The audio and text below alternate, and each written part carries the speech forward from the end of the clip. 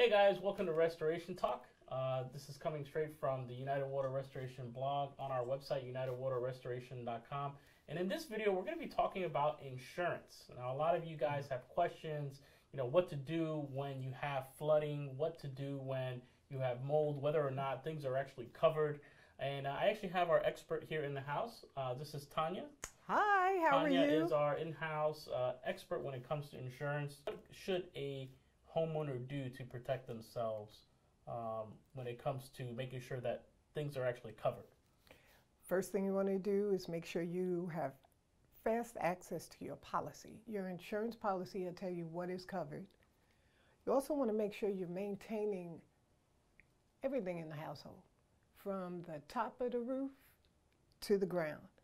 Everything in the home must be maintained as often as possible, because just like anything else, it can break.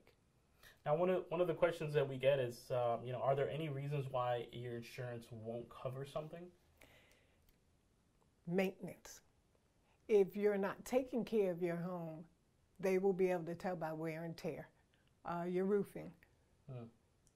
It depends on what damage you have to your roof. If you've got an area where there's, say, moisture or water, it means that you're not maintaining it and making sure that there's not a problem there. Normally you'll show a spot or so on your ceiling or draining of some type. That's a sign that you have water coming in. It's the same thing with your kitchen.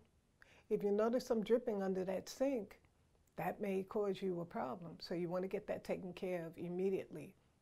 Find a plumber on hand, and I'm sure that would be resolved fast. But if you let it go over a long length of time, it will cause damage. Oh, yeah. Now, for most people, this is kind of like a one-time event, right? I mean, most people don't have, God forbid, you have flooding twice in your home in your lifetime. Oh, gosh. But, what I've noticed and some of the questions that we've gotten is, some people are very, very confused. Can you walk me through or walk us through a little the process, really, of how these things are taken care of? Because most people, when something like this happens, they don't really know what to do. And I think that, if we can walk them through a little bit of what they can expect from A to Z. A to Z. It's a scary situation when something goes wrong in your home. Again, you have an insurance policy. The first people you call, if it's dealing with water, will be a plumber. Then you're going to contact your insurance company so that you can get a claim number on the problem that you're having. They will have a fielder just come out to the home to survey and see what they see the damage as, along with the plumber letting them know where they think it started at. At that time, they will make a determination on whether or not it will be covered. They may determine it's an existing problem that's just been going on, or it's a new problem. But your insurance agent is the person you want to stay close to. So. That's really great advice.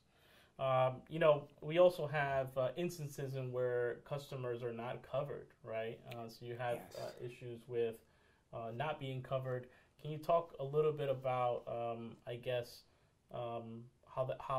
what to do when you don't actually have insurance at that point?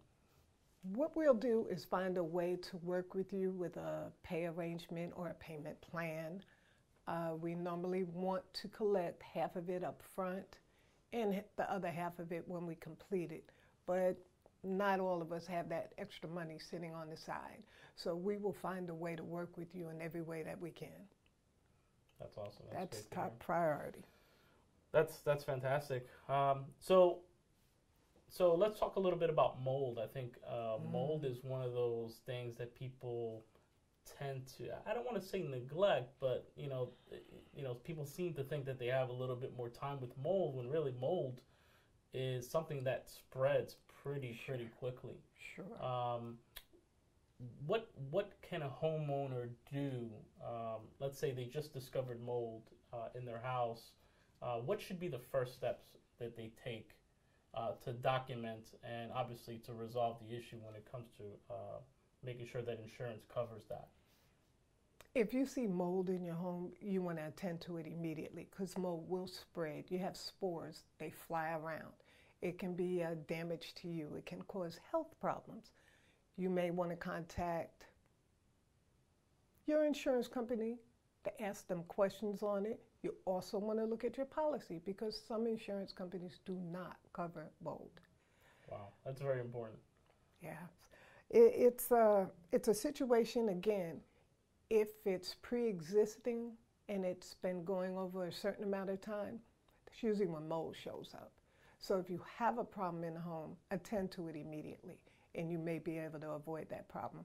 But again, take a look at your insurance policy, see what you're covered by, or have someone come out and take a look at it that knows how to handle a microbial problem in the home. Yeah, I mean, it doesn't take very long for mold to spread, especially after you've had some kind of water damage or some kind of flooding. Yes. I mean, it takes sometimes 2-3 days, before, forget it. The rest, your whole entire home is covered with mold. It doesn't take much. When something's wet, it tends to penetrate into it, and what seems to show on the surface is not the identity after it's gone into it. So attend to it immediately. Awesome. Well, this has been really great tips, especially for you guys that have questions about insurance. If you guys have any other questions for Tanya or what you should do in the event that you have to deal with mold removal, flooding, or anything like that in your home, please leave us a comment or question below the video. And I want to thank Tanya here. Thank you so much for giving us a little bit of an education when it comes to insurance and making sure our homeowners are covered.